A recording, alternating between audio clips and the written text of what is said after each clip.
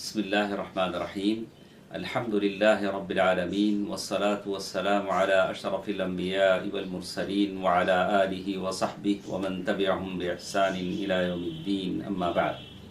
मुहतरम हज़रात व ख़वातीन, अहादीथुल अखलाक की ये मजलिसें हमारे साथ हैं, जिसमें गुज़िश्ता दरसों में हमने सुना बिर्रुल वालिदैन, माँ बाप के साथ अच्छा सलूक करने की वो तालीमात जो इस्लाम ने हमको दी हैं। और आज की इस दर्स में हमारे साथ उक़ूक़ुल वालिदैन, माँ बाप की नाफरमानी से बचने के लिए जो ताकीद अल्लाह और उसके रसूल ने की है, उसका ज़िक्र हम सुनेंगे। सबसे पहले एक हदीस जो अब्दुल्लाह बिन उमर रज़ियल्लाहु ताला अन्हुमा की हदीस है, वो कहते हैं कि अल्लाह के नबी सल्लल्लाहु अलैहि वसल्लम ने एक मरतबा एक कौम के वाक़े का ज़िक्र फरमाया।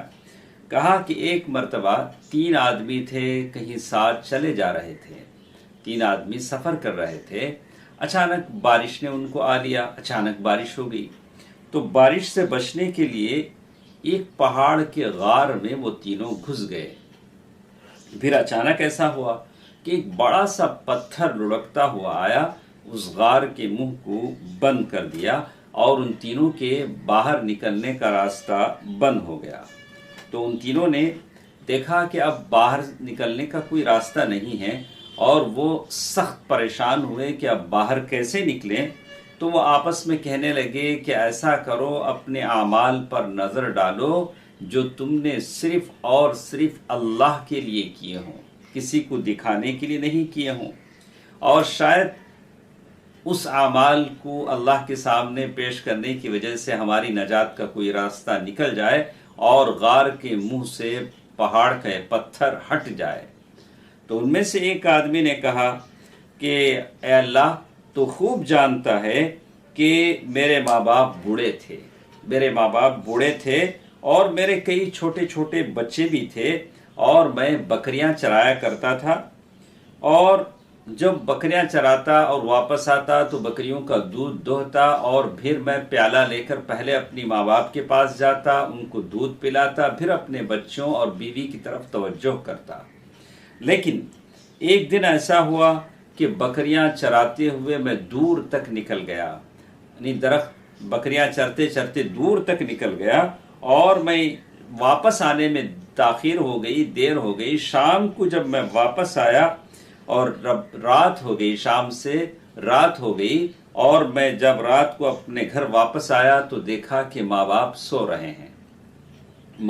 रहे हैं। तो मैंने अपने मामूल के मुताबिक बकरियों का दूध दोहा और दूध को प्याले में भरा और बर्तन लेकर अपने माँ बाप के पास पहुंच गया, सरहाने खड़ा हो गया और सोते हुए माँ बाप के सरहाने खड़ा रहा। उनको नींद से जगाना मैंने मुनासिब नहीं समझा और हालत ये थी कि मेरे बच्चे भूख से मेरे पाँव के आसपास बिलक रहे थे। मैंने अपने बच्चों को दूध नहीं पिलाया और यहाँ तक कि माँ बाप के सरहाने खड़ा रहा और कहते हैं कि ऐ अल्लाह, अगर तू जानता है कि ये काम मैंने बहस तेरी खुशनुदी के लिए किया है तो या अल्लाह, पत्थर को इस कदर हटा दे कि हम आसमान देख सकें। अल्लाह ने उसकी इस अमल को कबूल किया और पत्थर थोड़ा सा हट गया और आसमान नजर आने लगा। और दूसरे ने बिल्कुल अल्लाह ताला के सामने अपना अमल पेश किया, कहा कि अल्लाह, मेरी चचा की बेटी थी, उसको मैं उतना ही ज़्यादा चाहता था जितना कोई मर्द किसी औरत को चाह सकता है। तो उसने अपना पूरा वाक़या ज़िक्र किया कि कैसे उसने उसके साथ गुनाह का इरादा किया, जैसे हदीस में बड़ी तफसील के साथ ये बताई गई है। और आखिर में जब उसने अल्लाह तबारक व तआला के खौफ का वास्ता दिया तो फिर ये शख्स उसके साथ गुनाह करने से बाज आ गया और उसने कहा कि अल्लाह, अगर हकीकत में ये काम मैंने तेरी रज़ा के लिए किया है तो या अल्लाह, इस कदर पत्थर हटा दे कि हम आसमान को देख सकें। तो अल्लाह ताला ने उसकी दुआ भी कबूल कर ली और पत्थर इतना हट गया कि आसमान नजर आने लगा, लेकिन इस कदर नहीं कि वो तीनों बाहर निकल जाएं। और तीसरे आदमी ने अपना वाक़या पेश किया और उसने कहा कि अल्लाह, मैंने एक आदमी को 1 फरख चावल के इवज़ मजदूरी पर लगाया था। एक मजदूर को میں نے ایک فرق چاول کے عوض مزدوری پر لگایا تھا، اور فرق کہتے ہیں وہ ایک پیمانہ تھا جو مدینے میں استعمال ہوتا تھا، 16 سیر کا حساب آتا تھا۔ تو کہا کہ اتنا وہ مقدار کے اجرت پر میں نے کام لیا، اور جب کام ختم ہوا تو میں نے اسے اتنا اناج دینا چاہا تو اس نے بے نیازی دکھائی اور اناج لیے بغیر واپس چلا گیا۔ میں نے اس اناج سے کاشتکاری کی تو بہت سارے منافع اس سے آئے، میں نے بیل خریدے، چرواہے خریدے۔ پھر کچھ دنوں بعد پھر وہی مزدور میرے پاس واپس آیا اور اس نے کہا کہ اللہ سے ڈرو، مجھ پر ظلم نہ کرو، میرا حق مجھے واپس کرو۔ تو میں نے کہا کہ ٹھیک ہے، تمہارا حق تم کو واپس مل جائے گا۔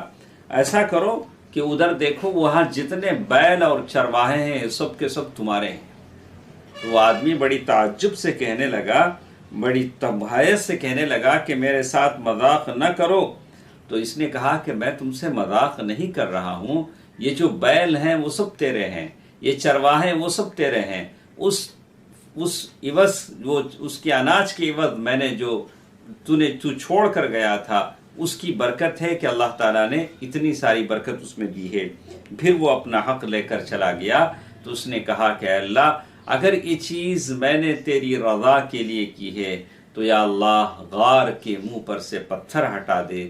تو بالکل ایسا ہی ہوا، غار کے منہ سے بالکل پتھر پوری طرح ہٹ گیا اور تینوں غار سے باہر نکل گئے۔ یہ حدیث جو ہم نے ابھی سنی ہے متفق علیہ، صحیح بخاری اور مسلم کی حدیث ہے، جس میں ان تینوں نے اپنے اس عمل کو پیش کیا جو اللہ تعالیٰ کے لیے انہوں نے خالص کیا تھا۔ تو اس سے یہ بات سمجھ میں آتی ہے کہ آدمی کا کوئی نہ کوئی عمل ایسا ہونا چاہیے جو چھپا کر کیا ہو، صرف اللہ تبارک و تعالیٰ جانتا ہو، ایسے مشکل حالات میں وہ پیش کر سکے۔ ابو ہریرہ رضی اللہ تعالیٰ عنہ فرماتے ہیں، اور اسی طرح اس حدیث سے یہ بات بھی ملتی ہے کہ ماں باپ کے ساتھ وہ اس کا حسن سلوک تھا جو اس مصیبت سے اس کو نجات دیا تھا۔ غار کے منہ سے وہ پتھر ہٹنے کا جو موجب بنا، جو سبب بنا، ماں باپ کے ساتھ اس کا حسن سلوک تھا۔ ابو ہریرہ رضی اللہ تعالیٰ عنہ فرماتے ہیں، اللہ کے نبی صلی اللہ علیہ وسلم نے فرمایا، اس کی ناک خاک آلود ہو، اس کی ناک مٹی میں مل جائے، اس کی ناک مٹی میں مل جائے، اس کی ناک مٹی میں مل جائے۔ صحابہ اکرام نے بقدر حیرت سے، بڑی تعجب سے کہا، یا رسول اللہ، کس کی ناک مٹی میں مل جائے؟ آپ 3 مرتبہ ایسے کہہ رہے ہیں۔ اللہ کے نبی صلی اللہ علیہ وسلم فرمایا، من ادرک ابویہ عند الکبر، وہ آدمی جس کو بڑھاپے میں بوڑھے ماں باپ ملے ہوں اور ان کی خدمت کر کے وہ جنت کے قابل نہ بن سکا، وہ آدمی جس کو بوڑھے ماں باپ کی دولت ملی ہو اور ان کی خدمت کر کے وہ جنت کا مکی نہ بن سکا ہو، رواہ مسلم۔ اور اسی طرح ابو ہریرہ رضی اللہ تعالیٰ عنہ فرماتے ہیں، اللہ کے نبی صلی اللہ علیہ وسلم ایک مرتبہ منبر پر چڑھے اور 3 مرتبہ آمین آمین آمین کہا۔ لوگوں نے کہا، اے اللہ کے رسول صلی اللہ علیہ وسلم، آپ نے ایسا کام، پہلی مرتبہ ہم نے آپ کو دیکھا ایسا کرتے ہوئے، آپ نے ایسا کبھی نہیں کیا۔ تو اللہ کے نبی صلی اللہ علیہ وسلم فرمایا، قال لی جبریل نے مجھ سے کہا، اس آدمی کی ناک خاک آلود ہو، مٹی میں مل جائے، جس نے اپنے ماں باپ کو یا دونوں میں سے کسی کو بڑھاپے میں پایا ہو اور ان کی خدمت کر کے جنت حاصل نہ کر سکا ہو۔ میں نے کہا آمین، جبریل نے بات کہی تو میں نے کہا آمین، اور پھر کہا اس آدمی کی ناک خاک آلود ہو جس کے پاس رمضان آیا ہو، وہ اپنی مغفرت نہ کروا سکا ہو، تو میں نے کہا آمین۔ پھر کہا اس آدمی کی ناک خاک آلود ہو جس کے پاس میرے نام کا تذکرہ کیا گیا ہو اور اس نے مجھ پر درود نہ بھیجا ہو، صلی اللہ علیہ وسلم۔ اللہ کے نبی صلی اللہ علیہ وسلم کا نام جب بھی سنے آدمی درود پڑھے۔ اس حدیث کو امام بخاری رحمہ اللہ نے الادب المفرد میں روایت کیا ہے۔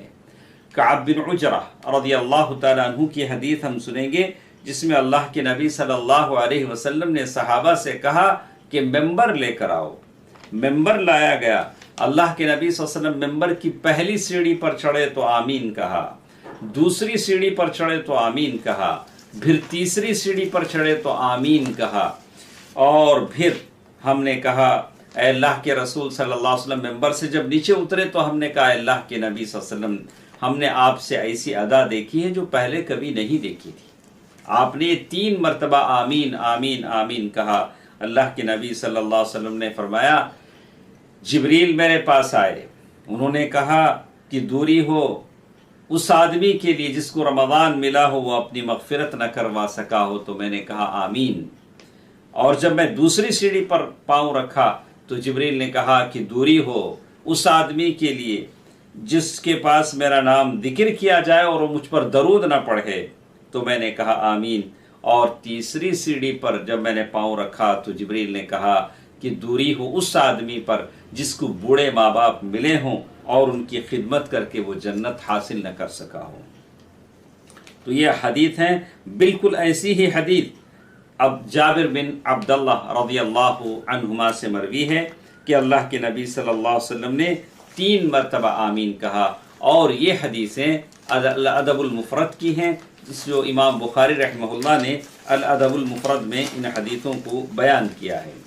تو معلوم یہ ہوتا ہے کہ جو شخص اپنے ماں باپ، بوڑھے ماں باپ کی توقیر کرتا ہے، عزت کرتا ہے، احترام کرتا ہے، خاص کر ایسے حالات میں ماں باپ پہنچ گئے ہیں کہ بالکل کمزور ہو چکے ہیں، ہاتھ پیروں میں طاقت نہیں ہے، جسم کمزور ہو چکا ہے، اب وہ اپنے اولاد کے حسن سلوک کے مستحق ہیں۔ ویسے وقت میں کوئی ماں باپ کے ساتھ ظلم کرتا ہے، غلط برتاؤ کرتا ہے، تو وہ واقعی اللہ کے نبی صلی اللہ علیہ وسلم کی اس بد دعا کا مستحق ہے۔ جبکہ ماں باپ جنت کے دروازے ہیں، جو ان کی حفاظت کرنا چاہے کر لے۔ اللہ تعالیٰ نے یہی بات تو سورۃ الاسراء میں کہی، وَقَضَى رَبُّكَ أَلَّا تَعْبُدُوا إِلَّا إِيَّاهُ وَبِالْوَالِدَيْنِ إِحْسَانًا إِمَّا يَبْلُغَنَّ عِندَكَ الْكِبَرَ أَحَدُهُمَا أَوْ كِلَاهُمَا فَلَا تَقُل لَّهُمَا أُفٍّ وَلَا تَنْهَرْهُمَا وَقُل لَّهُمَا قَوْلًا كَرِيمًا۔ تو معلوم یہ ہوتا ہے کہ آدمی خاص کر جب ماں باپ بڑھاپے کو پہنچ چکے ہوں تو آدمی ماں باپ کے ساتھ حسن سلوک کرے، ان کے ساتھ برائی سے پیش نہ آئے، اور وہ موقع ہوتا ہے جب آدمی کے ماں باپ کی خدمت کر کے جنت کو حاصل کرنے کا۔ جیسا کہ گزشتہ گفتگو میں ہم نے کہا کہ اولاد کتنا بھی اپنے ماں باپ کے لیے کرے، لیکن ماں باپ کا حق اس سے ادا نہیں ہو پائے گا۔ تو اسی لیے حدیثوں میں آتا ہے کہ ابو امامہ رضی اللہ عنہ کہتے ہیں کہ کہا اے اللہ کے رسول صلی اللہ علیہ وسلم، ما حق الوالدین علی ولدہما، والدین کا حق کیا ہے بچوں پر، یعنی بچے ماں باپ کے تعلق سے کتنا خدمت کریں۔ تو کہا ہما جنتک او نارک، والدین تمہارے لیے تمہاری جنت بھی ہیں، دوزخ بھی ہیں۔ اسی لیے ابو ہریرہ رضی اللہ تعالیٰ عنہ کی حدیث جس میں کہا گیا رغم انفہ رغم انفہ رغم انفہ، یعنی اس آدمی کی ناک خاک آلود ہو، اس آدمی کی ناک خاک آلود ہو۔ تو پوچھا گیا تو کون؟ تو کہا من ادرک والدیہ عند الکبر، بڑھاپے میں جس کو ماں باپ ملے ہوں یا دونوں میں سے ایک ملے ہوں اور ان کی خدمت کر کے وہ جنت حاصل نہ کر سکا۔ اسی لیے ابو العباس امام القرطبی رحمہ اللہ اس حدیث کے بعد کہتے ہیں یہ حدیث بر الوالدین کے تعلق سے بہت ہی تاکید کی بات اس حدیث میں بتائی گئی ہے، اور وہ کہتے ہیں کہ 2 باتیں، 2 وجہ اس میں محتمل ہیں۔ پہلی یہ کہ اس کا معنی یہ ہوگا صرعہ اللہ لانفہ، یا اللہ تعالیٰ یعنی یہ بد دعا ہے کہ اللہ تعالیٰ ایسے آدمی کو ہلاک و برباد کر دے جو اپنے ماں باپ کے ساتھ اچھا برتاؤ نہیں کرتا۔ اس کے لیے نبی کے زبانی بد دعا ہے، نبی رحمت بد دعا کر رہے ہیں کہ اللہ تبارک و تعالیٰ اس آدمی کو ہلاک و برباد کر دے، اس آدمی کے تعلق سے جو اپنے ماں باپ کی خدمت کو بجا ہی نہیں لاتا۔ دوسرا یہ کہ اللہ تبارک و تعالیٰ اس آدمی کو ذلیل کر دے۔ پہلی تو بات یہ ہوئی کہ اس طرح سے اسے ہلاک ہی کر دے، دوسری بات یہ ہوئی کہ اللہ اسے ذلیل کر دے، اس لیے کہ ناک خاک آلود ہونے کا مطلب یہ ہے کہ مٹی سے ناک لگ جائے تو مٹی جہاں لوگ قدموں سے رونتے ہیں اور ناک اس کے چہرے پر ہوتی ہے اور بہت یعنی ناک مٹی میں لگ جانا بہت عزت کی بات ہوتی ہے، تو ایسی بات اللہ کے نبی صلی اللہ علیہ وسلم نے کہی کہ ایسے آدمی کو ذلیل کر دے۔ تو معلوم یہ ہوا کہ دو باتوں میں سے کوئی ایک بات تو ضرور محتمل ہے، وہ اولاد جو اپنے ماں باپ کی نافرمانی کرتی ہے، اللہ کے نبی صلی اللہ علیہ وسلم سے کی بد دعا میں سے دو چیزوں میں سے کسی ایک کا شکار وہ ضرور ہوگی، یا تو وہ سرے سے ہلاک ہو جائیں یا تو وہ ذلیل ہو جائیں۔ آدمی کو اس سے بچنا چاہیے کہ وہ اس طرح کا کام کرے کہ اللہ کے نبی صلی اللہ علیہ وسلم کی بد دعا اسے مل جائے اور یہ بد دعا کا وہ نشانہ بن جائے۔ تو معلوم یہ ہوتا ہے کہ جن کی اولاد جن کے ماں باپ زندہ ہیں، اولاد کوشش کرے کہ ماں باپ کی زندگی میں اپنے گناہوں کی مغفرت کروا لے، اپنے لیے جنت میں جگہ بنا لے، اس سے پہلے کہ ماں باپ دنیا سے اٹھا لیے جائیں، پھر کفِ افسوس ملتے رہیں کہ ماں باپ جو جنت کے دروازے تھے، جن کی خدمت کر کے وہ جنت حاصل کر سکتا تھا، اب وہ دنیا میں نہ رہے۔ تو آپ اور ہم پوچھ سکتے ہیں ان لوگوں سے جن کے ماں باپ دنیا میں زندہ نہیں ہیں، کس طرح کا افسوس، ملال، حزن ان کے دلوں میں ہے کہ ہمیں وہ راستہ، ہمیں وہ چیز نہ رہی۔ جیسے سلف میں سے کسی کے ماں باپ میں سے ماں کے انتقال کی خبر بتائی گئی تو انہوں نے کہا کہ میرے جنت کے 2 دروازوں میں سے ایک دروازہ میرے لیے بند ہو گیا۔ تو اس سے پہلے کہ یہ دروازے بند کر دیے جائیں، موقع کو غنیمت جانے۔ حضرت ابو بکرہ رضی اللہ تعالی عنہ فرماتے ہیں کہ رسول اللہ صلی اللہ علیہ وسلم نے فرمایا کہ بغاوت اور قطع رحمی ایسے گناہ ہیں کہ کوئی گناہ دنیا اور آخرت دونوں میں ان سے زیادہ عذاب کے لائق نہیں ہے۔ یعنی بغاوت اور قطع رحمی یہ دونوں ایسی چیزیں ہیں، ان کی سزا دنیا میں بھی ملتی ہے اور آخرت میں بھی ملتی ہے۔ تو ماں باپ کے ساتھ اگر کوئی بدسلوکی کرتا ہے تو یقیناً اس کی سزا اسے دنیا میں بھی ملتی ہے، آخرت میں بھی ملتی ہے۔ آدمی کو اس سے بچنا چاہیے۔ اگر دنیا میں جلد ملے اور آخرت میں بدیر ملے، دونوں جگہ اسے یہ سزا ملتی ہے۔ اور اسی طرح فیصلہ وہ کہتے ہیں کہ انہوں نے ابن عمر رضی اللہ تعالی عنہما سے سنا کہ کہا بکاء الوالدین من العقوق والکبائر، ماں باپ کا رونا، ماں باپ کا رلا دینا، یعنی اولاد اتنا ستائے کہ ماں باپ رو لیں، یہ گناہ کبیرہ میں شمار ہوتا ہے، بڑا گناہ شمار ہوتا ہے۔ تو ابن الجوزی رحمہ اللہ اپنی کتاب بر الوالدین کے مقدمے میں لکھتے ہیں، جب ماں باپ، اولاد، بچوں کی بات آتی ہے تو کہا فَإِنِّي رَأَيْتُ، میں دیکھ رہا ہوں کہ آج کے نوجوان اپنے ماں باپ کے ساتھ حسن سلوک نہیں کرتے ہیں، گویا وہ ایسا سمجھتے ہیں کہ وہ ان پر لازم ہی نہیں ہے۔ جیسے آج کل کے زمانے میں ہم دیکھتے ہیں کہ اولاد اپنی اپنی زندگیوں میں مگن ہیں، بوڑھے ماں باپ تڑپتے ہیں، آہ و بکا کرتے ہیں، لیکن کوئی ان کا پرسان حال نہیں ہے، کہ گویا ایسی حالت ہے کہ اولاد یہ سمجھ رہی ہے کہ ہمارے اوپر کوئی حالت، کوئی واجب ہی نہیں ہے۔ تو اسی لیے آدمی اللہ اور اس کے رسول کے احکامات کی پیروی کرے، اپنے ماں باپ کے ساتھ حسن سلوک کرے۔ بہت ساری باتیں ہم نے گزشتہ درسوں میں آپ کے سامنے کہی ہیں، احادیث بیان کیے، آثار بیان کیے کہ ماں باپ کا کیا مقام ہے، کیسے ان کے ذریعے جنت حاصل کی جا سکتی ہے۔ تو آج کل کے زمانے میں بہت سارے لوگ ایسے ہیں جو اپنے ماں باپ کے ساتھ اچھا برتاؤ نہیں کرتے ہیں، ان کو اللہ تبارک و تعالیٰ سے ڈرنا چاہیے، اس سے پہلے کہ ماں باپ کی نعمت ان لوگوں سے چھن جائے۔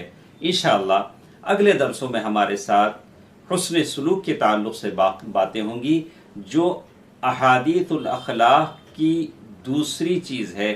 پہلی چیز ہم نے سنا بر الوالدین، احادیث الاخلاق، اخلاق، حسن اخلاق میں پہلی چیز ہم نے سنا ماں باپ کے ساتھ حسن سلوک، اور دوسری چیز ہمارے پاس اگلے مجلس میں آئے گی، وہ ہے